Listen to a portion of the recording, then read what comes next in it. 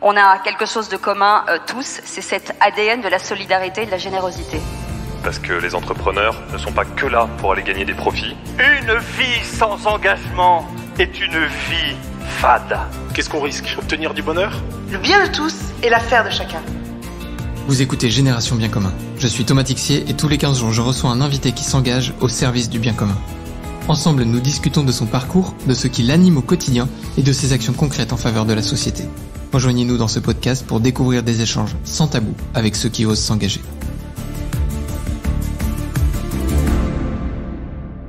Bonjour à tous et bienvenue pour ce nouvel épisode. Aujourd'hui, j'ai la chance d'être avec Jessica. Bonjour Jessica. Salut Thomas. Comment vas-tu ? Eh bien écoute, de bonne heure et de bonne humeur, comme toujours. Ah, trop chouette. Il est tôt le matin, il y avait une belle soirée de levée de dons hier animée par Lisa chez nous, sur laquelle j'étais staffé. Et donc ça s'entend un peu dans ma voix, je crois. Non, ça va. C'est dans la tête. Ouais, c'est dans la tête. Ok, allez, c'est dans la tête. Jessica, ça fait quoi ? Ça fait à peu près 1 an qu'on se connaît. On s'est rencontrés quand tu es devenue lauréate de la 6e édition de la Nuit du Bien Commun. Exact. L'an dernier pour l'Olympia. À peu près à cette période, l'année dernière. À peu près à cette époque-là, on s'est rencontrés pour le premier coaching des lauréats, ici à la Maison du Bien Commun. Exact. Sacré bout de chemin depuis. Hein. Ouais, c'est sacrée découverte. Et, des personnes incroyables, une maison géniale. Et des éditions, des associations, des personnes... des personnes juste waouh, et un tsunami d'amour, j'ai envie de dire. Vraiment. C'est ce que je retiens le plus de la Nuit du Bien Commun, l'édition à Paris. C'est ce tsunami, cette vague d'amour qui m'a complètement traversée au moment de cette levée de dons et de ce pitch. Tu sais que tu partages ton anniversaire avec Ian Fleming, qui est le père de James Bond. Ah oui, énorme. et pour moi, t'as un peu t'as un petit côté un peu de James Bond. Ouais, il faut dire à mes enfants ça. Ils vont se tenir à carreau après. Écoutez bien les enfants. Non mais tu as ce parcours de vie. On va rentrer un peu dans l'aventure de Léa, ton association. Mais pour ceux qui te connaissent pas, je veux pas trop dévoiler encore la suite, mais qui est aussi ton histoire personnelle derrière, extrêmement importante, extrêmement prégnante. Et je trouve que malgré les écueils de la vie, tu as su te relever. Tu vas toujours de l'avant. Tu t'affrontes les problèmes pour que ça aille mieux pour toi et pour les autres. Et je pense que dans le périmètre quelqu'un, et notamment du périmètre des dossiers pour les parents, t'as un petit côté le James Bond du dossier. Le couteau suisse. Est-ce que tu nous raconterais un peu, déjà, Léa, l'association? Pour ceux qui connaissent pas, quelle est votre mission? Déjà, qu'est-ce que ça veut dire, Léa? Alors, Léa, c'est le prénom de ma fille. Ma fille est née avec sa sœur jumelle, Calista, en 2012. Elles sont nées, elles pesaient 800 grammes chacune. Elles sont nées à 5 mois de grossesse. Ce qui est extrêmement prématuré. Oui, c'est ce qu'on appelle l'extrême prématuré, quand le médecin rentre et vous dit alors, on est dans une zone grise, on n'est pas sûr de pouvoir les sauver, mais il faut les sortir quand même. Ah, d'accord. Ou tu t'effondres, ou tu rebondis et t'affrontes. Donc, c'est ce qu'on a choisi de faire. On a affronté les mois de réanimation, les hauts, les bas. C'est ce que j'appelle le grand vide des émotions, la réanimation. Et puis, ma fille, Léa, donc, est née avec plusieurs pathologies cardiaques et pulmonaires, et il a fallu la faire opérer du cœur. Les opérations, elles devaient se passer à Necker, parce que le seul chirurgien capable de l'opérer de façon efficace et pérenne, c'était ce fameux médecin à l'hôpital Necker, Dr Reski. Sauf que la sécurité sociale, à l'époque, nous avait refusé le trajet parce que nous, on était à Nice et que l'hôpital devait être celui de Marseille.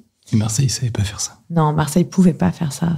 Ils avaient plus l'équipe, une partie de l'équipe de chirurgie était partie en Angleterre. Enfin, voilà, c'était un moment compliqué pour leur service. Je pense qu'à présent, tout est rentré dans l'ordre, mais à l'époque, c'était un moment compliqué. Et le seul qui avait le courage d'aller affronter une cardiopathie comme ça, parce que c'était vraiment complexe, ils sont 2 dans le monde à avoir ça. Enfin, ils étaient 2 dans le monde, et 3 il y a pas longtemps, mais la petite fille est décédée aussi. Eh bien, c'était ce docteur Reski qui est ici, à côté à Necker, qui est un homme extraordinaire. Et donc, on a monté l'association, parce qu'à l'époque, on venait de mettre tout ce qu'on avait mis de côté depuis des années pour notre maison et notre terrain. Et donc, on n'avait plus rien. On était retourné même vivre chez mes beaux-parents, à l'époque, pour pouvoir assumer toutes nos charges sans avoir un loyer. Et en fait, il a fallu aller à Paris, tout abandonner chez nous, partir une main devant, une main derrière. Donc, on a créé cette association pour pouvoir boucher le trou que la Sécu allait faire dans notre budget. Et puis en 2013, Léa est rentrée à la maison après son opération. Donc ça, c'était février. Elle allait bien, autant qu'on peut aller bien dans son cas, mais elle allait bien. Elle était toujours joyeuse et souriante. Et puis, on a rencontré des parents. On a été dans les CAMS. Les CAMS sont les centres qui s'occupent de la rééducation des enfants avec prématurité ou handicap. Dans les salles d'attente, je suis plutôt de nature souriante. Donc, j'ai pas vraiment de difficulté à sympathiser avec les gens. Et c'est ce que j'ai pu faire. Et je me suis fait plein de copines dans les salles d'attente. Et je me suis rapidement rendu compte que quelle que soit la maladie ou le handicap des enfants, les parents traversent systématiquement les mêmes problèmes. Les dossiers administratifs, l'aspect psychologique et tout ce qui est social, financier. C'est la raison pour laquelle, avec mon mari, on s'est dit, Léa, elle est à la maison, ça va plutôt bien. Et si on ouvrait les aides de l'association pour aider d'autres familles? Puis on a créé une permanence téléphonique. Et en 2014, on a commencé à travailler sur des outils concrets, des guides. Et en 2015, notre fille, même si on a toujours pensé qu'elle était absolument invincible, elle l'a pas été ce jour-là. Le 26 août, elle nous a quittés. Elle avait un peu plus de 3 ans. C'était suite à sa 3e opération du cœur. À cette époque-là, l'association s'appelait Tous derrière Léa. Et on a mis un moment, mais on a décidé de poursuivre les missions de l'association avec mon mari, pour les autres, mais aussi pour Léa, pour trouver un sens, pour trouver le chemin de la résilience. Il a fallu qu'on mette du sens à tout ça, et fermer l'association, on l'a un peu vécu comme un départ, une deuxième mort pour Léa. Tu vois, c'était compliqué pour nous de se dire notre fille est plus là et son association va se fermer, dur à accepter. Donc on a continué, et à présent on a accompagné plus de 300 000 familles. Il faut réaliser quand même, parce que ça fait moins de 10 ans. Oui. Et vous avez accompagné plus de 300 000 familles. Ouais. Moi, j'arrive pas, je me rends pas compte, en fait. Non, mais si c'était des clients et que c'était un business, tu serais une licorne. Oui, ouais, possiblement. Mais ouais, je me rends pas, franchement, j'arrive pas à me rendre compte. Et puis après, ça, je l'ai pas fait toute seule, hein. J'ai été bien aidée. On a des partenaires avec des mécènes incroyables. On a une équipe salariée formidable. Vous êtes combien aujourd'hui? On est 8 là, aujourd'hui. Et on a des bénévoles extraordinaires, des parents qui nous font confiance et qu'on accompagne au quotidien, mais vraiment dans tout. On les accompagne dans les dossiers, on les accompagne sur les sorties, sur le répit, on les accompagne aussi sur la fin de vie, parce que les parents, ils nous font confiance jusqu'à pas nous confier la fin de vie, mais se confier et s'abandonner dans nos bras sur la fin de vie et sur le après, quand l'enfant est plus là. En soi, le cœur de l'accompagnement et de ce que vous faites chez Léa, c'est vraiment la partie autour du malade. Vous n'êtes pas médical en tant que tel, vous accompagnez pas les enfants dans ce qu'ils vivent. Alors indirectement, parce que vous accompagnez leurs parents à bien aller et tout, mais par rapport à d'autres associations qui vont être directement, sur le terrain médical, est-ce qu'on peut considérer que vous faites du paramédical? On peut dire qu'on fait du médico-social. On est personnel du médico-social. Moi, j'ai passé un diplôme d'assistante sociale. Ma collègue Lisa, elle est éducatrice spécialisée. On a Amandine et Elsa qui sont conseillères sociales. Donc, on peut dire qu'on fait du médico-social facilement maintenant. On va même changer bientôt de convention collective. Donc, on va pouvoir encore plus le dire. Ça fait quand même des sacrés tournants, parce que de cette toute petite vie arrivée à 5 mois, des années plus tard, c'est 300 000 familles accompagnées. J'ai beaucoup de pudeur et on se côtoie régulièrement avec Jessica. Donc, on a aussi on a un franc-parler l'un envers l'autre, on se connaît bien. Mais Pétard, si on reprend le fil, quelle aventure du grand 8 des émotions. Ouais, vraiment. En fait, vraiment pour le coup, on me le dit souvent, mais tu te rends compte? En fait, non. Je crois que quand on a le nez dans le guidon, on avance et on se rend pas compte. C'est comme le bureau à Paris. On inaugure nos bureaux la semaine prochaine. Mais il y a 10 ans, tu m'aurais dit, tu vas ouvrir des bureaux à Paris, à Agen, à Rouen, à Bordeaux, à Marseille, à Nice. Je t'aurais dit, mais bien sûr. Et la marmotte, elle met le papier dans le... J'ai dit, mais non, c'est pas possible. On est une petite association, on a vocation à rester tout petit et familial. Et finalement, on est devenu très grand, mais on reste très familial, en fait. Et c'est ça qui est le plus important pour moi, c'est que chaque famille, elle ait toujours ce sentiment d'être unique. Je suis incapable de te dire ce que j'ai mangé hier ou encore ce que j'ai fait la semaine dernière, mais pourrais presque te donner les dates des naissances et les pathologies de tous les gamins de l'assaut, et il y en a beaucoup. Et ça, c'est quelque chose qui est gravé en moi, qui est... Et que tu as dans le cœur. Ouais, je peux... Enfin, tu vois, c'est... Voilà, là, depuis 2 jours, je me dis, tiens, j'ai demain quelqu'un qui se fait opérer. Et ça fait plusieurs jours, je me dis, allez, bon, attends, tu vas pas les embêter maintenant, t'enverras un message demain. J'ai tellement envie de leur dire, vous imaginez pas à quel point dans ma tête, bon, on appelle aussi un peu ça la charge mentale probablement, mais dans ma tête et dans mon cœur, à quel point je suis derrière vous et à quel point je pense à vous. Et en fait, ça quitte jamais mes pensées. Les enfants de l'assaut, là, on a perdu 3 enfants cette semaine, ils quittent jamais mes pensées. Ni les parents, ni les enfants qui sont décédés cette semaine, ou ceux qui sont décédés il y a 10 ans, ils quittent pas mes pensées. Et comment vous gérez ça en couple? Alors, on est hyper complémentaires avec mon mari. Quand c'est moi qui suis à Paris, c'est lui qui est à la maison avec les enfants et son boulot. Il gère son boulot. Ils m'aident pas mal à l'assaut côté un petit peu administratif. Tu vois, là, on doit faire des notes de service. Je lui ai dit, écoute, je suis débordée. Est-ce que tu as le temps ce soir, entre deux, dès que les petits sont couchés, de me rédiger ça? Pas de souci, je sais que je peux compter sur lui. Mais il m'accompagne à chaque fois qu'on fait des sorties, des journées de répit, il m'accompagne sur tout, et il sait que je pense, et que il y a des jours où je craque, il y a des jours où je pleure, et je pleure ma fille, mais je pleure pas que ma fille, en fait. Je pleure tous les parents qui sont en galère, je pleure tous les enfants qui sont plus là, et j'en ai besoin, parce que je peux pas rebondir s'il y a des moments où je lâche pas, et il est toujours là quand je lâche, tu vois. Et puis, ça fait 20 ans qu'il me supporte. Maintenant, ça va. Mais ouais, j'ai cette chance vraiment d'avoir un mari exceptionnel sans qui, j'en serais pas là et je ferais rien sans lui, quoi. Et je pense que je lui dis pas assez, chérie. Mais ouais, non, vraiment. Écoute, le message est passé, en tout cas. Voilà, le message est passé. Je vois tes yeux qui pétillent. Oui, quand je parle de mon mari, j'ai toujours des yeux des petites larmes, parce que vraiment, je suis fière de ce chemin parcouru, et je lui dois beaucoup. Vous arrivez à prendre un peu du temps pour vous deux dans tout ça? Oui. Alors, on a un petit dernier qui a 2 ans, qui dort très très souvent entre nous, et qui nous empêche bien de dormir aussi. Donc on est un peu crevés depuis 2 ans, depuis qu'il est arrivé. Mais on arrive à prendre du temps en famille. J'ai envie de dire que le meilleur temps qu'on passe, c'est quand on passe des moments tous ensemble. Je crois que c'est pour nous des moments on se remplit, tu vois. C'est comme un avion qui vient faire le plein sur les porte-avions qui sont sur la mer, tu vois. T'es perdu en mer avec un gros porte-avions, et ouais, tu viens de poser. Voilà, la maison, la famille. Puis tu repars. C'est ça. Le foyer, c'est ça pour nous, parce qu'on est tous les deux. On travaille beaucoup, lui aussi. Hein, donc c'est vraiment notre porte-avions, c'est la maison et les enfants, quoi. Toujours très fan de tout ce qui est lié à la mer, donc je trouve que l'image du porte-avions est très belle. Ouais. Oui, j'aime bien. Pour quelqu'un qui a le mal de mer. C'est vrai. Oui, c'est bien senti pour le coup. Ouais. Excellent. Et du coup, moi, il y a quelque chose qui me touchait dans tous les moments d'échange et tout qu'on a pu avoir. Il y a quand même eu un moment entre le décès de Léa et ce moment que tu évoquais il y a quelques instants, de dire on aurait pu tout arrêter, mais ça aurait été un second deuil de Léa, et on a voulu continuer pour ces familles. Vous êtes allé chercher une résilience au fond de vous qui est quand même extrêmement forte. Alors on peut sûrement trouver plein de biais psychologiques aussi qui l'expliquent, et que je comprends tout à fait. En fait, il y a une cause aussi par laquelle tu continues à vivre, à garder une forme de lien avec la personne que t'aimais qui est partie. Et en fait, tant mieux, parce que ça fait déplacer des montagnes aussi, quoi.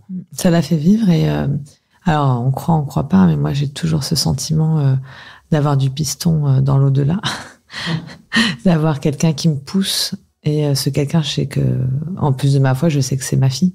Tu vois, j'ai ce sentiment d'essayer de la rendre fière. Et avec tout ce qu'elle a pu, elle, apporter à des milliers de personnes, j'ai envie de saluer ça et de lui rendre hommage tous les jours. Et c'est rigolo parce que j'écris Léa de façon différente.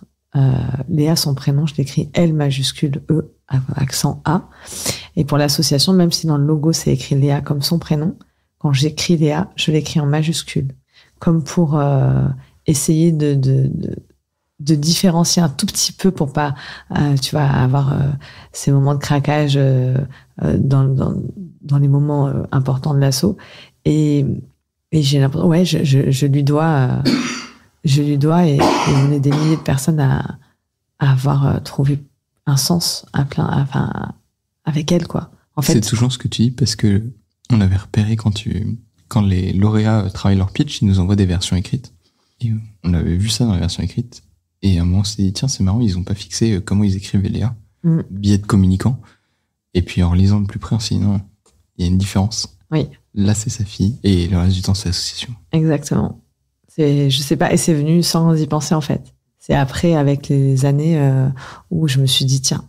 Ah, tu l'as conscientisé? J'ai conscientisé, mais il y a quoi? Il y a un an et demi peut-être, alors que ça fait... la sauce, ça va avoir 12 ans, quoi. Donc ça a pris un peu de temps. Il y a plein de choses qui prennent du temps, hein, dans un deuil. De toute façon, quand tu perds ton enfant, tu perds ton tout, tu peux pas. Tu fais pas vraiment un deuil. Tu vis avec ça parce que t'as pas le choix et que tu peux pas... moi, je me voyais pas. J'ai des parents qui me disent, oui, s'il arrive quelque chose à mon enfant, je mettrai fin à mes jours. Ce que j'entends, alors, je vais pas dire je l'accepte, mais je peux l'entendre. Je peux le comprendre parce que je dis pas que la douleur a été tellement intense des fois que j'y ai pas songé. Mais je pouvais pas imaginer abandonner mes enfants et mon mari. Je me suis toujours dit, ils ont perdu et leur fille et leur sœur. Imagine perdre leur mère maintenant. Et même quand j'ai accouché du petit dernier, je savais que j'allais être opérée. Ma plus grande angoisse, c'est d'abandonner mes enfants. Qu'il m'arrive quelque chose. D'ailleurs, tu vois, je prends plus l'avion. Pour des raisons éthiques, mais aussi pour cette frayeur. Parce que je sens la question éthique, mais c'est la peur de dire si l'avion crash. Ouais, alors je me dis toujours, si on est en famille, c'est une chose, mais si je suis toute seule, je vais devoir les laisser. Et je viens de perdre ma mère et j'arrive pas à m'imaginer laisser mes enfants, quoi, et mon mari. Je laissais mes petits. C'est au-delà de au-dessus de mes forces d'imaginer ça. Donc cette résilience. C'est un truc intéressant quand même parce que si tu regardes, il y a beaucoup cette discussion. Je trouve qu'elle dit beaucoup de ce qu'on peut être. Il y a et c'est pas du tout vraiment pas un jugement. C'est vraiment plus un constat. Il y a des couples dans lesquels alors, je fais vraiment la référence au couple parce qu'il y a vraiment une côté de quand t'es en couple, tu pars en laissant l'autre. Et il y en a qui veulent vraiment pas être le dernier à partir. Et il y en a qui ne veulent surtout pas être le premier à partir. Ouais. Je trouve que ça dit aussi un peu de quelque chose profondément de nous et de une forme de résilience de ce qu'on veut, de transition et je sais pas si c'est à la fois du contrôle sur la vie ou un grand lâcher prise. Mais disons que je pense, tu sais, quand tes enfants ils se blessent, qu'ils ont un bobo, un machin, un truc. Moi, j'ai tellement vécu ça avec Léa et Calista, des souffrances à l'hôpital et tout ça. Je les ai vraiment vus souffrir. Et rien que de l'imaginer, tu vois, je peux pas, en fait. Et je préfère souffrir moi que voir les autres souffrir, en fait. Je pense que tout vient de là. Je pense que je suis capable j'ai conscience de la force que je peux mettre en place pour survivre. Et je sais que s'il devait se passer un truc, je préférerais souffrir moi que faire souffrir les autres. C'est un peu idiot, des fois, mais... Non, mais écoute, c'est quelque chose qui me parle, en tout cas. Mais tu vois, je te dis, t'as un côté James Bond. Ah oui, oui. Tu préfères y aller que... Oui, je préfère être James Bond qu'une James Bond girl, à choisir. Ah oui, non, mais même sans... Ah oui, compris. Oui, tu vas être dans le feu de l'action. Ouais. Si ça tape, c'est sur toi que ça doit taper. C'est ça, il faudrait en parler au roi. Peut-être qu'il peut devenir mécène. On ne sait jamais. Écoute, c'est un malentendu. Tente ta chance. Je sais que t'aimes bien aussi le monde animal. C'est un truc qui est... C'est exutoire, comment tu le... Alors, ça a toujours été une passion qui a été là? Je pense que c'est quelque chose que je tiens de ma mère et de mon père, mais surtout de ma mère. Ma mère, elle a participé à toutes les manifs contre la vivisection. Elle montrait ses fesses avec... Celle-là, je ne savais pas. sur des manifs. Depuis que je suis gosse, elle m'a toujours traînée dans toutes les manifs pour la protection animale. Et du coup, c'est mes premiers pas associatifs quand j'étais gosse, parce que j'allais sur les manifs, elle m'emmenait à Paris, à Rennes, enfin vraiment des trucs improbables pour un enfant, mais je pense qu'elle m'a apporté cet esprit de combat, de lutte et de défendre l'injustice. Et c'est vrai que les animaux... Est-ce que je peux y ajouter l'engagement dans le milieu associatif? Aussi, ouais, sans doute, parce qu'elle a toujours été très très engagée. D'ailleurs, à l'assaut, elle était toujours très très présente, ma maman. Et un exutoire, je dirais plutôt un partage avec des animaux, pas un exutoire. Monter à cheval, ça a toujours été un partage avec mes chevaux. Et là, c'est une grande enfin, pour moi, c'est très difficile de plus avoir de cheval, plus monter à cheval. Mais parce que je manque de temps, en fait, tout simplement. Et puis que Calista, c'est compliqué avec son handicap d'aller dans les centres équestres et tout ça. Donc, je me vois pas aller la laisser mes enfants, encore une fois, au moins, enfin, à la maison pendant que moi je vais au cheval, tu vois. J'ai toujours vu des femmes aller au cheval avec leurs enfants. Et donc, pour moi, ça me paraît évident. Et Calista, c'est toujours compliqué. Mais après, j'ai ma chienne. Et ma chienne, ça a été mon antidépresseur naturel. Quand elle est rentrée dans ma vie, j'allais très, très mal. J'étais sous antidépresseur depuis plusieurs années. Je luttais. Et je voulais arrêter cette médication qui... pour moi, c'était important de sortir. Et comme dirait mon amie Myriam, psychologue, cette béquille et cette temporalité, il était temps de la quitter. Et ma chienne est arrivée. Cassie, c'est ma meilleure amie Audrey qui me l'a laissé quelques semaines. Ça devait être quelques semaines pour partir en caravane avec sa fille, en camping-car avec sa fille, faire un petit tour de France. Et en fait, ça s'est transformé en plusieurs mois. Et puis quand elle a vu l'effet que la chienne avait sur ma famille, sur moi, elle s'est sacrifiée.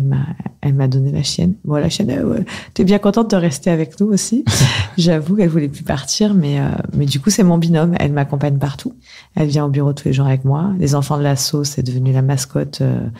Même ceux qui avaient peur des chiens, ils ont plus peur des chiens. Et elle va jouer avec tous les gosses. C'est un vrai bonheur, cette petite chienne. C'est touchant de voir aussi le lien de ta maman, je trouve, dans cette aventure et de ton histoire. Je pense qu'on part tous d'un... Jessica me montre son fond d'écran. Je vous laisse deviner ce qu'il y a en fond d'écran. Mais ouais, je trouve ça touchant de voir dans quelle histoire on s'inscrit. Et finalement, pourquoi est-ce qu'on réagit aussi aujourd'hui comme ça? Alors, on peut réfléchir à tous les biais psychologiques, d'ADN, de construction, etc. Mais il y a quand même un moment où on est en mouvement et notre histoire personnelle n'y est pas pour rien. Complètement. C'est touchant de voir ces parcours de vie, tu vois, et c'est marrant, la place des animaux dans les moments compliqués, elle est quand même assez forte. On a des copains, c'est une fête de famille recomposée, et une fois on leur a prêté notre chien pendant une semaine, et ça faisait 5 ou 6 ans, je crois, les parents s'étaient remariés, donc la famille était recomposée après des décès. Et grâce à la présence du chien, ils ont fait leur première photo de famille avec tous les enfants à côté, parce qu'ils étaient autour du chien. Du coup, c'est devenu la babysitter officielle du chien. Ça. Pratique quand on part en vacances. Mais derrière ça, ouais, c'est l'histoire entre un peu de deux mondes, ce que les animaux sont capables d'apporter à l'homme et ce que l'homme est capable de déployer aussi quand il va bien. Et on l'a vu avec ton histoire. Et pour ça, on développe beaucoup la médiation animale et la zoothérapie avec les enfants de l'assaut. Quand on fait des journées de répit, par exemple, on essaie de mettre en place ce genre d'atelier avec des chiens, des hamsters, des cochons d'Inde, des poneys, des ânes, parce que l'animal a tant à nous apporter. Et il y a tellement besoin de les défendre. C'est un peu comme les enfants, tu vois. Ils sont des êtres qui souffrent en silence. Et l'injustice, voilà, c'est pour ça que je suis hyper... alors, engagée, je peux pas dire engagée dans d'autres assos parce que j'ai pas vraiment beaucoup de temps. J'aimerais bien, mais j'ai pas beaucoup de temps. Mais je soutiens plein d'assos, tu vois, de Sea Cleaner, Sea Shepherd, Cétacé, L214, toutes ces assos-là qui luttent pour les animaux. Ma fille Calista est végétarienne. Tu vois, moi, je tends vers ça aussi de plus en plus. J'essaye au fur et à mesure de suivre l'exemple de ma petite qui va vachement mieux au niveau de ses analyses sanguines depuis qu'elle est végétarienne, bizarrement, tu vois, comme quoi. Vraiment, c'est super important parce que on a tout à apprendre, je pense, nous, êtres humains, du comportement animal, en fait. Vraiment. Les animaux, ils détruisent pas la planète. Les animaux, ils sont solidaires. Ils se laissent pas tomber. Ils ont une façon d'être et une façon de faire qui est géniale. Donc, prenons exemple. C'est un détail improbable qui va arriver ici, je ne sais pas comment. J'ai lu il y a 3 jours un article sur le fait que les éléphants se recueillaient sur la... Oui, j'ai lu le même article que toi. Voilà, ouais. Petit article. Bonjour à ceux qui l'ont lu. Mais que les éléphants allaient se recueillir sur les ossements complètement de leurs ancêtres. Aujourd'hui, l'attachement dans l'association à l'histoire de Léa, les gens savent toujours l'histoire, où tu te rends compte que voilà, aujourd'hui, maintenant, pour eux, Léa, c'est avant tout une association dans laquelle, évidemment, t'es hyper présente, t'es la fondatrice, t'as lancé le truc et ils te croisent. Mais le lien avec ton histoire, comment on vient de voir aujourd'hui dans l'association? Alors, il y a plusieurs types de personnes qui viennent nous voir.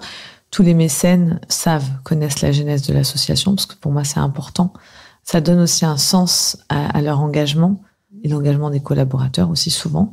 Tu vois, c'est cette espèce de résilience, c'est même pas une espèce de résilience, cette résilience, elle fait que des fois, c'est plus facile d'engager les gens en disant, voyez, tout va bien dans votre vie, quelques heures de bénévolat, finalement, quand on voit ce qui s'est passé pour cette famille, bah, c'est pas grand-chose. Et du coup, c'est plus facile pour certaines entreprises d'engager leurs collaborateurs en ce sens.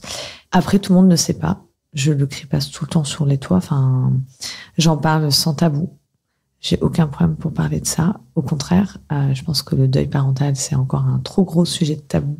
Donc, je participe à des conférences, j'anime certaines conférences, mais bientôt à Damazan, une conférence sur le deuil parental. Quand tu dis c'est un tabou pour toi à quel niveau un peu de la société? À tous les niveaux. Parce que on se rend pas compte. En fait, là où je me rends compte qu'il y a un souci, c'est que quand les gens sont pas au courant de mon histoire, on discute normalement.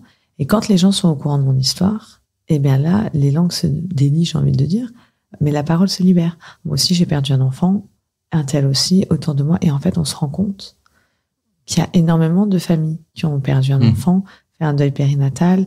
Et je pense que le fait que moi, j'en parle sans tabou, ça aide les autres à libérer la parole. Ils arrivent à mieux parler de ce qui leur est arrivé.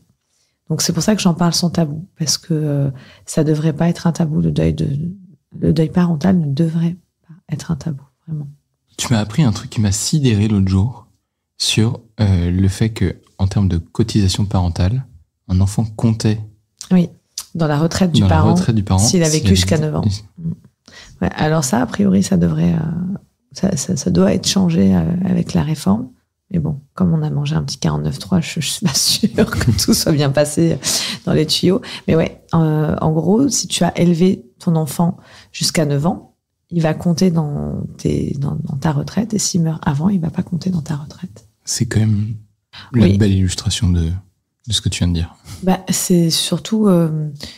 je pense que on doit réformer certaines choses en profondeur, parce que il y a beaucoup de lois qui ont été faites à une époque où beaucoup de choses étaient un tabou. Le handicap était un tabou, le deuil était un tabou.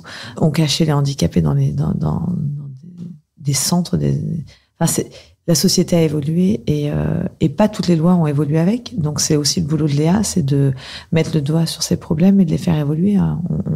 On a bien avancé sur ce sujet déjà depuis quelques années, mais il y a encore du taf. Il y a encore beaucoup de travail. Comment on fait bouger une loi comme ça quand on la découvre et qu'on se dit ça c'est plus possible aujourd'hui, quoi? Alors, de mon expérience, comment on fait bouger une loi? On trouve un député sympathique qui est rallié à notre cause. Ça peut être Guy Bricout, Béatrice Descamps ou Paul Christophe, sans les citer. Des personnes qui vous seraient de Mauborgne, des personnes juste exceptionnelles qui sont souvent concernées et qui ont envie d'agir. On leur fait un exposé des motifs en expliquant ce qui va, ce qui va pas. Et en ce qui nous concerne, donc moi je suis vice-présidente de Grandir sans cancer, une fédération d'associations françaises. Et l'idée c'est de récupérer ce qui va pas dans la loi, d'aller chercher chaque code qui se rapporte à notre problème, de le modifier, puis d'aller voir les députés en disant voilà, on a rédigé un texte, on a rédigé tant d'amendements, tant d'articles, voilà ce qui va pas, voilà pourquoi ça va pas, voilà comment on pourrait faire en sorte que ça aille sans dépenser d'argent, et suivez-nous. Puis ensuite on part sur une fois qu'ils sont déposés, on part sur de la co-signature, et une fois qu'on a fait co-signer, on attend que ça... On co-signe par eux et vous? Alors par eux et nous, mais c'est surtout par d'autres députés de façon transpartisane pour que ça puisse être voté. Et jusqu'à présent, on a toujours eu toutes les lois qu'on a passées, elles sont passées à l'unanimité. Donc bravo. C'est assez dingue. Et ensuite, on fait la même chose quand ça passe au Sénat. On recommence. Voilà. Mais une fois qu'on a pris l'habitude, ça va. Et quand on a Stéphane Vedren dans son équipe, ça va aussi, parce qu'il est absolument exceptionnel, Stéphane. Et c'est lui qui fait le plus gros du travail. Et c'est quelqu'un de formidable que j'adore. C'est touchant. Enfin, en tout cas, moi, ça me rejoint beaucoup ce que tu viens de dire là, parce que ça montre aussi que parfois on a le sentiment qu'en face de nous, il y a une montagne, un immobilisme auquel on pourra jamais rien. Et en fait, t'es parti d'une situation personnelle.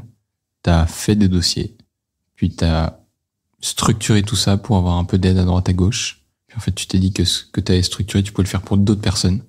Mais à aucun moment, tu t'es dit, tiens, si je lançais une association qui fasse bouger des lois et qui accompagne 300 000 familles par an, ce serait cool. Non, oui, à aucun moment. Vraiment, je répète, tu m'aurais dit ça il y a 10 ans, j'aurais rigolé. Hein. J'aurais dit, mais n'importe quoi. Mais dans les lois, dans 10 ans, oui. tu seras à New York, mais tu le sais pas encore. Non, à Miami. À Miami, pardon. C'est vrai, on en parlait avant.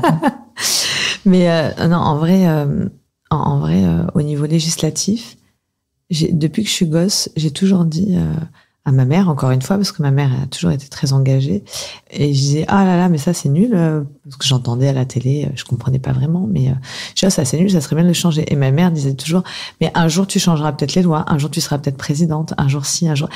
Mais tu vois, tout ça. Je suis peut-être en train de faire un podcast avec la future présidente de la République. La présidente de la République. Ça serait comique quand même. Je vais garder une photo de ce moment où tu veux. Mais en fait, changer les lois, c'est pas quelque chose qui me paraît déconnant dans mon chemin de vie. Et j'ai envie de dire que c'est que un début, je pense, parce que je suis pas quelqu'un qui accepte les choses qui vont pas. En fait, tu vois, quand quelque chose ne va pas, je vais pas dire oh là là, ça va pas, ça me saoule, j'en ai marre. Non, en fait, ça va pas. Ah bah c'est pas grave, on va le changer. Ok. Je le note dans mon cahier. Tu vois, j'ai des parents, ils m'ont sorti des problèmes sur certains aspects de la CNAF. Ok, pas de problème, bah je note. La CNAF, pour ceux qui n'ont pas d'ombre. C'est la Caisse nationale des allocations familiales. C'est le big boss des CAF, Caisse d'allocations familiales. C'est le patron de la CAF. C'est le patron de la CAF. C'est le national, quoi. C'est qui regroupe toutes les CAF départementales. Et en fait, les chefs des dossiers. C'est ça. Et ok, pas de problème. Ça va pas? Ah, y a pas de problème. Je le note dans mon cahier et puis, on va le changer. Tout simplement. Et, ça va prendre du temps, mais ça va arriver. Tu vois, par exemple, quand tu perds un enfant. Et ça a été quelque chose de super dur pour nous. Quand notre fille est décédée, c'était un 26 août. Je crois que ça devait être le 5 ou le 6 septembre. Je vais sur le site de la CAF. Je sais plus, pour faire un truc bateau que tu es obligé de faire, je crois, une déclaration, un truc comme ça. Et là, je vois, on avait fait, c'est mon assistante sociale d'époque, elle avait fait la déclaration de décès avec le certificat de décès de ma fille. Et je vois que ma fille n'existe plus. Son nom a disparu de la CAF. Et je regarde après le compte de l'assurance maladie. Son nom a disparu aussi. Et là, je me dis, waouh, non, en fait, vous avez encore une fois, on te rajoute du deuil au deuil, tu vois. Et je me suis dit, ça, c'est quelque chose, c'est pas possible. Et encore une fois, maintenant c'est acté et les enfants qui sont décédés apparaissent sur le compte des parents. Mais c'est quelque chose j'avais fait un cheval de bataille de ça dans la loi deuil et on a obtenu gain de cause. Bon, ils ont mis du temps parce qu'on n'a pas la même temporalité avec la CNAF et le reste du monde. Est-ce que vous de dire qu'il y a un moment où le processus pour t'aider quand t'es dans la galère est plus long que le processus pour reset ta carte vitale? Oui. Ah oui. Et puis alors moi, ma fille, elle a disparu, mais pendant un an, j'ai reçu MT dents, j'ai reçu attention, il faut faire le vaccin de la grippe. J'ai envie de dire, mais enfin, vous faites disparaître ma fille, mais vous pouvez pas aussi arrêter vos courriers. Oui. Enfin, finalement. Voilà. Tous les jours, c'est un glaive qui. C'est ça. Et même les commerçants, hein, tu sais, quand tu as des cartes de fidélité pour tes enfants dans des magasins d'enfants, qui te disent Léa a 4 ans, voici 5 € de réduction pour vos achats pour son anniversaire. Et je suis allée plusieurs fois dans ces magasins en disant, s'il vous plaît, ma fille est décédée. Si je pouvais arrêter de recevoir des choses en son nom, ça. Mais ça, je passe un petit message, moi, en tant que, tu vois, mon métier, tu le sais, c'est de faire de la com, du marketing. Il y a un moment, l'automatisation, c'est cool. Passer les produits, c'est cool, mais en fait, pensez juste aux gens qui sont derrière, qui parfois n'ont pas envie de recevoir tes mails et parfois sont dans des situations dans lesquelles, en fait, le mail peut réveiller un drame, ruiner une journée. Complètement. Faut qu'on temporalise aujourd'hui et je pense que, tu vois, même dans mon métier, on a une prise de conscience à être un garde-fou parfois entre l'envie commerciale, l'envie managériale parfois et le trop plein de nos boîtes mail, quoi. Complètement. Et les dégâts que ça peut faire derrière. Franchement, c'est des trucs à la con, mais tu vois, aujourd'hui, t'as un droit à désabonnement, bon, bah, tu sais qu'il est pas hyper respecté. En fait, tu pourrais avoir aussi des déclarations pour dire, en fait, cette personne est décédée, vous arrêtez de taper sur ce numéro ou c'est ça. cet endroit-là, quoi. Ouais, c'est ça qui est compliqué. De recevoir des mails où on te dit chouette, Léa a 11 ans. Non, en fait, Léa a toujours pas 11 ans. Ouais. Elle les aura pas. Maintenant, ça suffit, tu vois. Mais et bon, je me suis désabonnée. Mais ça reste anormal de devoir lutter, en fait, encore pour qu'on te dise ça, tu vois. Non, mais je vois très très bien, tu vois. J'ai eu une petite histoire personnelle comme ça, mais une fois, j'ai rencontré une copine qui me connaissait pas depuis très longtemps et qui me dit qu'elle a croisé ma mère au marché, puis elle me soutient le truc. On parle 5 minutes, puis il y a un moment, moi, j'avais une réponse factuelle à lui faire, quoi. C'est que tu peux pas croiser quelqu'un qui est décédé au marché, en fait. Donc, et là, tu dis, bon, je la laisse partir dans son délire et c'est moi qui encaisse, je lui donne l'information, mais alors ça va la faire exploser en vol. Parce que elle, dans sa tête, elle est quand même en train de m'expliquer qu'elle est sûre d'elle, donc tu dis, c'est un peu comme le mail, quoi. Tu le reçois, t'es à 2 doigts d'avoir envie de claquer le mec d'en face, en même temps, c'est pas totalement sa faute, mais... Et qu'est-ce que ça fait? Tu lui as dit ou pas?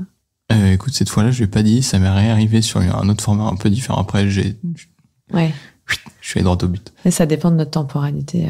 Ouais, exactement, là où on est, puis là, un peu l'écosystème et tout, mais il y a quelque chose de fort quand même dans ce qu'on vit autour de nous par rapport à nos histoires, sur la manière dont ça nous met en mouvement, la résilience. Mais tu vois, ça fait partie aussi des points que tu citais tout à l'heure. Je trouve que je renverse un peu la médaille, hein, mais ces moments où tu t'en prends aussi plein la tête, pour moi, c'est aussi une manière de remettre un coup d'armure et de dire, ok, attends, en fait, faut y aller, il y a encore des sujets, quoi.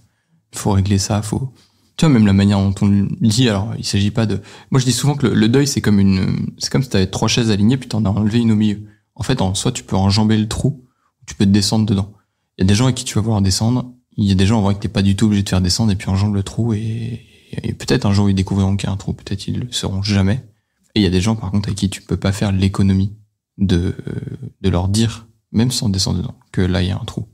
Et c'est un peu ce que toi tu vis avec Léa. Quand on vient chez Léa, je peux pas dire, Jessica, j'aimerais bien que vous m'accompagniez. Non, mais tout va bien à la maison. Ouais, il s'est jamais rien passé, mais au cas où, non, je vais être obligé de...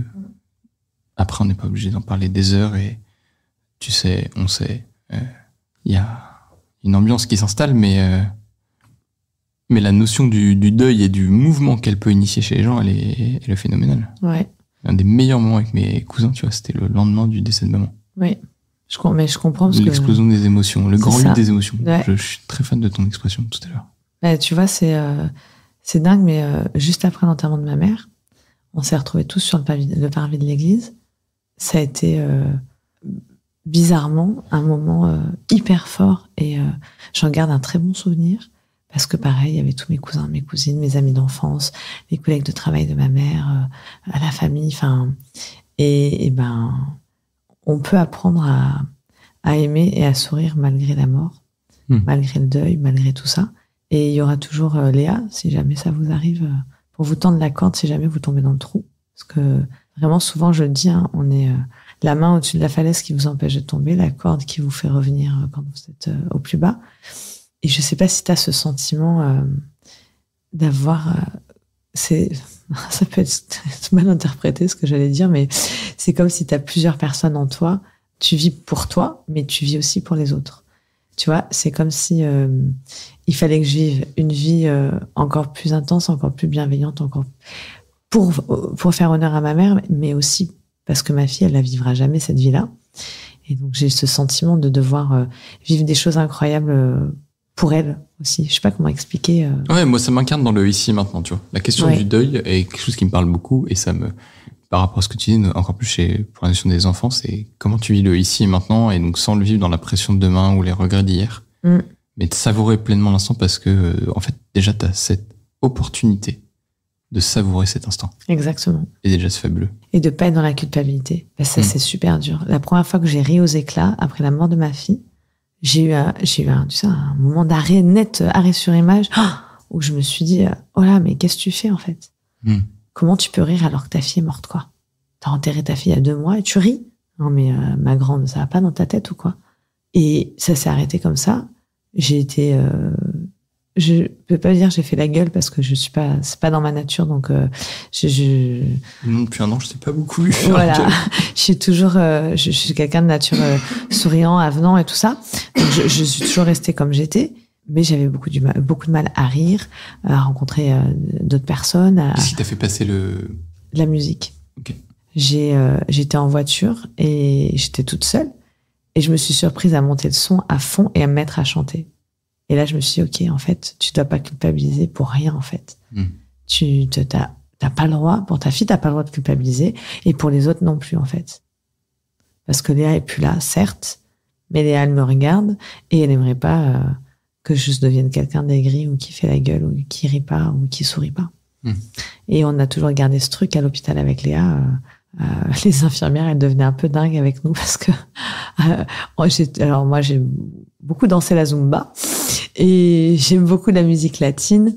Et à l'hôpital, je mettais tout le temps je mettais Léa dans le bain, dans la baignoire, petite baignoire, et je mettais tout le temps la musique un peu forte. Et oui, madame, c'est pas bien, vous savez, il faut pas trop mettre la musique. On est dans un service de pédiatrie, il y a des enfants qui dorment. Oui, bon, excusez-moi, mais j'ai besoin que ma fille, elle soit dans la joie de vivre, parce que je me suis toujours dit à l'hôpital, et Dieu sait que j'ai passé du temps à l'hôpital, j'ai besoin que les journées, elles passent plus vite. Et comment une journée, elle passe plus vite, en fait? Quand tu passes des super journées, tu te dis, moi, je me rappelle la journée de mon mariage, c'était une des plus belles journées de ma vie. C'est passé à une allure, j'ai pas vu la journée passer. Par contre, quand je fais la gueule, qu'il se passe rien, que tu restes à la maison, que t'attends qu'il pleut, t'es tout seul, la journée, tu t'ennuies, aucun intérêt, et elle est longue, la journée, tu la vois passer. Oui, c'est fabuleux ce qu'on peut regarder une montre en 4 minutes. Voilà. Et j'ai toujours eu ce truc en moi de me dire, non, en fait, il faut que les journées soient trop fun, et ça passera plus vite. Et donc, j'ai toujours rendu les journées de ma fille à l'hôpital hyper fun, hyper drôle, plein de jeux, plein de couleurs, plein de machins, plein de trucs. Enfin, j'ai toujours inventé plein de choses, mis plein de musique. T'arrives à donner l'autorisation parce que je sais qu'il y a des parents même dans la manière dont on peut approcher notamment la question du deuil. Voilà, on se bloque sur soi, on se dit j'ai pas le droit de rire, j'ai pas le droit de sourire, j'ai pas le droit d'être heureux, ce que je vis est dur, donc je dois le vivre dur avec de la tristesse, de la souffrance, etc. Et tu as ceux qui, comme toi, peuvent vivre un moment où ils dépassent ça et ils se disent, OK, en fait, je me donne l'autorisation. Exact. Et ceux qui vont avoir besoin qu'on leur donne de l'extérieur. Oui. T'arrives à libérer des parents comme ça qui restent enfermés dans cette souffrance. Complètement. Et je pense aussi à une amie, Nathalie Paoli, de l'association de Point Rose, qui est très, très douée pour ça. Elle est exceptionnelle, cette nana, je l'adore. Oui, parce que t'es légitime. Parce que tu l'as fait. Et donc tu peux, alors je déteste dire servir d'exemple, mais tu sers je vais faire un rapport religieux. Quand j'étais à l'hôpital avec Léa, en réanimation, les moments les plus difficiles pour moi, ça ont été les moments où Léa était dans le coma, en réanimation, en soins palliatifs, entre la vie et la mort. Enfin, on a passé vraiment des moments terribles. Et j'avais toujours, moi je suis initialement de confession juive, si je t'ai déjà raconté ça, et j'ai fait un virement à 360 en devenant chrétienne. On appelle ça une Gad Elmaleh aujourd'hui. C'est vrai, j'avoue. D'ailleurs, on en a bien ri avec Gad la dernière fois qu'on a discuté de ce sujet. Mais en fait, j'ai été aidée par la Vierge. Ça a été mon exemple. Je pensais à elle, à sa résilience, à se dire, il y a des milliers d'années, enfin des centaines en tout cas, elle a réussi.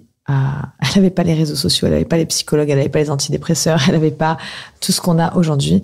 Et elle a réussi, elle a été résiliente. Elle a réussi à surmonter le fait que son fils y soit accroché comme il l'a été, qu'il soit torturé, que les gens la renient parce que elle était vierge et enceinte, que son fils décède. De voir tout ça, elle a réussi. T'imagines la force de la personne, quoi. Et moi, je suis Jessica du haut de mes 1m63 à l'hôpital Necker et je me plains. Non, c'est pas possible. Prends exemple et suis. Et prie et demande son intercession. Et ça m'a vachement aidée. Et elle a toute la légitimité dans mon cas parce qu'elle a vécu des choses super dures. Et donc, j'ai suivi son chemin parce que je me suis dit, si elle a pu le faire, je peux le faire en fait. Et il n'y a pas des moments où tu t'es dit l'inverse? Non. En fait, il y en a marre. Jamais. Je lâche, j'arrête. Jamais. Bizarrement, je sais pas pourquoi je me suis jamais, tu vois, tu me poses la question, mais je me suis jamais même posé la question une seule fois, en fait. Et je me dis que les parents que j'accompagne, qu'ils soient endeuillés ou dans la maladie ou le handicap, moi, j'ai double peine, parce que Kaïsta est en situation de handicap et Léa est décédée. Donc, j'ai double casquette, double peine, double casquette. Ces parents-là, si moi je lâche, eux, ils lâchent. Tu vois, donc ça ne me même pas traversé l'esprit une seule fois, en fait. Mais c'est beau ce que tu as dit là, parce que tu vois qu'il y a des parents pour qui c'est plus dur. C'est plus dur. En tout cas, c'est pas. Oui. Ils ne vivent pas du tout dans le même état d'esprit. On a chacun notre temporalité, chacun notre cadre, chacun nos limites, chacun notre chemin de vie, qui fait que on n'apprend pas les choses de la même façon, on vit pas les choses de la même façon. Ça, c'est quand même Alors, et heureusement, parce que sinon, on s'ennuierait un peu sur la planète si on était tous pareils. Mais c'est quand même important de souligner que les différences et de religion, et d'éducation, et de classe sociale, si on peut encore parler de classe sociale, mais tout ça, tous ces mélanges-là, ils font que chacun a vraiment voit les choses d'une façon très différente, et des fois très arrêtée, ou des fois trop ouverte. Et toi, t'es pas là pour changer ça. T'es juste là pour dire, il y a une option. J'en suis la preuve, et je suis pas la seule, parce que j'ai beaucoup de parents qui sont dans le même cas que moi. Vous avez cette option. Vous la prenez, c'est OK, mais vous la prenez pas, mais c'est quand même OK. Mais dans un coin de leur tête, ils savent qu'il y a cette option. Et même s'ils la prennent pas à 100%, des fois, je me dis, peut-être que le fait de savoir qu'il y a cette option, ça leur a permis de tenir bon, et de dire OK, c'est très très très très très dur, tout va mal, d'être dans la négativité, mais je sais qu'il y a quand même une petite lumière au bout du tunnel. Même si je prends pas ce tunnel-là, je prends celui d'à côté, mais je sais que derrière moi il y a quand même une petite lumière et que je peux faire demi-tour et y aller, quoi. Alors je me dis que c'est un peu le colibri, quoi. Joli. Voilà, on essaye de faire autant qu'on peut. Qu'est-ce qui dans cette aventure vraiment au cœur de l'association depuis que vous l'avez repris après le décès de Léa, sous la forme d'aider littéralement les autres, quel est l'élément qui t'a le plus marqué? Alors, vraiment, il y a quelques années, j'ai accompagné une maman sur les soins palliatifs de sa fille. Elle s'appelait Marie, et donc sa fille est décédée. Et quelques mois après, elle est venue me voir et elle m'a dit, voilà Jessica, tu m'as toujours bien soutenue. Et là, j'ai une amie de ma fille qui s'appelle Zoé, qui est en soins palliatifs en fin de vie. Elle veut plus parler à ses parents. Elle va pas bien. Je sais que tu accompagnes les parents et que t'es pas forcément, que t'accompagnes pas forcément les enfants. C'est plus les parents, les personnes à qui je m'adresse en général. Mais est-ce que tu voudrais pas discuter avec elle? J'ai dit OK, parce que je laisse jamais personne sur le bas-côté, tu vois, même si c'est pas ma spécialité, pourquoi pas. Et en fait, cette petite Zoé est devenue, elle m'appelait sa grand-mère, même si on n'avait pas tant d'écart d'âge que ça. Et j'ai lié quelque chose de super fort avec elle. J'ai été avec elle vraiment jusqu'au bout du bout. Et sa souffrance, ce qu'elle a vécu, parce qu'elle a vécu quelque chose de terrible, et son décès ont marqué vraiment ma vie au fer rouge. Et là, la suite, sa maman, elle s'est donné la mort. Ensuite, c'est la femme de son frère qui est décédée, leur bébé. Enfin, bon, bref, c'est une famille qui a perdu énormément. Ah oui, vraiment. Ça a été, c'est la chose qui m'a le plus marqué à l'assaut. En plus de tous les enfants qu'on a pu perdre, hein, il y en a beaucoup. Enfin, voilà, je repense à Eva, Evan, Flavie. Enfin, il y en a Eden. Il y en a vraiment beaucoup. Et malgré tout, cette expérience-là a été vraiment traumatisante. Voilà. Comment vous gérez émotionnellement au cœur de l'association et notamment de tes équipes, je pense quasiment d'un point de vue managérial? Comment tu gères toutes ces émotions que vous recevez? On a une psychologue qui s'appelle Fabienne à l'association, qui fait de la supervision, que ce soit pour les bénévoles ou pour le membre de l'équipe. Donc on fait des réunions. Et on a aussi alors là, dans nos nouveaux locaux, on n'est plus en open space, donc on peut plus faire ça. Il faut qu'on trouve un autre truc. Mais on a inventé la méthode du post-it.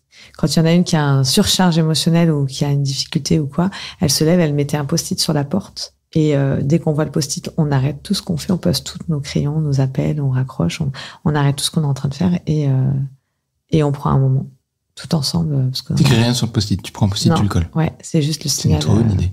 Ouais, c'est le signal que il faut qu'on arrête ce qu'on est en train de faire et qu'il y en a une qui va pas. Quand je vais te dire de spa, on a lancé un petit groupe de travail là chez Obol pour justement se poser la question comment favoriser le bien-être des collaborateurs au travail et notamment, tiens, si t'as charge de taf ou si émotionnellement c'est dur. Quels sont les canaux? Et franchement, cette idée est géniale. Ouais, c'est Julie qui l'a trouvée. Franchement, juste bravo, top. Julie. Ah oui, Julie a toujours des bonnes idées. C'est une simplicité, une efficacité. Oui, redoutable. Ça marche très très bien. Ça marche très très bien. Tu peux le faire discrètement comme de façon très visible. C'est ça. Tu te lèves. Il y a lèves quelqu'un qui finira par le voir. Oui, tu mets un post-it sur la porte et comme la porte est blanche, tu peux pas le rater, quoi. Franchement, bravo Julie, c'est. Ouais, c'est une très bonne idée. C'est un bon tips. On va le proposer à Sixtine pour la maison du bien commun. Ouais, Bah, ça peut être bien, mais ça va être difficile de le voir pour tout le monde, mais pourquoi pas. Sur la grosse porte d'entrée. Oui. Il faut mettre son nom sur qui a mis le post-it parce que... On s'arrête tous. On est 40 dans la maison, ça va faire. Ouais, c'est bien. Ah oui, mais moi, je suis pas de problème. La porte est en face de mon bureau, donc ça va. Je serai la première informée. Arrêtez-vous tous, les colocs. Non, mais c'est un vrai sujet, ça, quand même, chez vous. Oui. Bah oui, enfin, je veux dire, on a Anaïs qui répond sur notre permanence. On a un numéro vert. Et jour et nuit? Non, juste la journée. La semaine? La journée en semaine. En week-end, ça sonne régulièrement sur mon téléphone. Je prends les appels. Mais la semaine, ça sonne sur le téléphone d'Anaïs, enfin au bureau. Et oui, c'est un vrai sujet, puisqu'en plus, Anaïs, elle est très forte, mais elle est aussi très sensible. Et c'est pas évident pour elle, parce qu'elle est la première à encaisser les informations. Et elle les reçoit aussi comme... elle a beaucoup de parents, son numéro perso, du coup, elle reçoit aussi, tu vois, le samedi, elle m'envoie un message, elle me dit tel enfant, voilà ce qui s'est passé. Elle, la première à recevoir les parents au téléphone et par message, et du coup, oui. Ouais, merci Anaïs pour ton travail. Oui, vraiment, merci Anaïs, parce que elle est à la fois... C'est précieux d'être la première ligne. Oui. C'est dur, mais... C'est très dur. Sans première ligne, il n'y a pas la suite, quoi. C'est ça. C'est grâce à elle que les parents se sentent bien accueillis et bien compris et bien choyés. Chez nous, c'est important de choyer les parents, et je sais qu'Anaïs, pour ça, elle est top. T'as de la chance d'avoir ton équipe. Hein. Oui, j'ai une équipe exceptionnelle, vraiment. Je ferais rien sans eux, sans nos bénévoles. On est en train de prendre un nouveau cap, et l'équipe, elle suit. Toujours. Tu t'es déjà posé la question où tu vas être dans 10 ans? Ah non. T'as pas le temps? Non, j'ai pas le temps, et puis... tu sais, il y a des gens, ils aiment bien connaître l'avenir, aller voir des voyants, des médiums. Tu veux savoir c'est quoi le problème d'aujourd'hui? Ouais, non, moi, je règle les problèmes du jour, et on verra demain. On verra bien demain les problèmes du jour. Voilà. Non, j'ai pas été, j'ai pas cette curiosité de me projeter à 10 ans.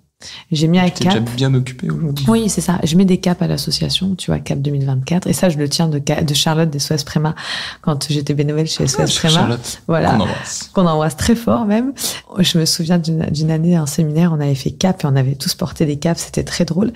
Et du coup, j'ai gardé ce truc des caps dans ma tête. Et du coup, voilà, tu vois, je suis à 2027. Et en fait, j'avais prévu tant d'ouverture d'antenne d'ici 2027. Et la nuit du bien commun a tellement changé les choses que finalement, on a pris un peu d'avance. Donc, je veux pas trop me projeter plus loin, parce que... Ouais, il faut mettre les briques au bon rythme aussi. Ouais, tranquille. Il faut pas tout écraser. Non, exactement. C'est un vrai enjeu, hein, notamment quand tes finances se débloquent plus facilement que ce que tu pensais. Tu peux aller plus vite. Mais en fait, il faut pas. Mais il faut être sûr que t'aies la structure. Bah, tu peux, mais il faut être sûr que ta structure, elle soit prête à ça, quoi. C'est ça. Et là, parce que si tu vas plus vite et que tu te loupes plus vite, bah, ça fait plus de dégâts. T'as des associations qui peuvent exploser en vol parce qu'elles sont allées trop vite. C'est pour ça qu'on y va à notre rythme. Trop bien. Merci, chère Jessica, pour cet échange. Merci beaucoup, Thomas. On est parti sur plein de sujets. Oui. Ah oui. Ta maman, la mienne. Oui. Notre rapport aux animaux, les enfants, ta fille particulièrement. Oui. Tout le travail que vous faites chez Léa.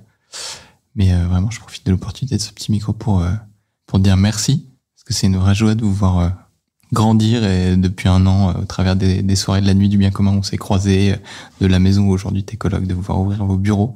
C'est quand même une sacrée aventure que vous vivez avec toute l'équipe et aussi en famille, parce que bah, vous êtes quand même tous les pieds dedans. Oui, ah oui, ça.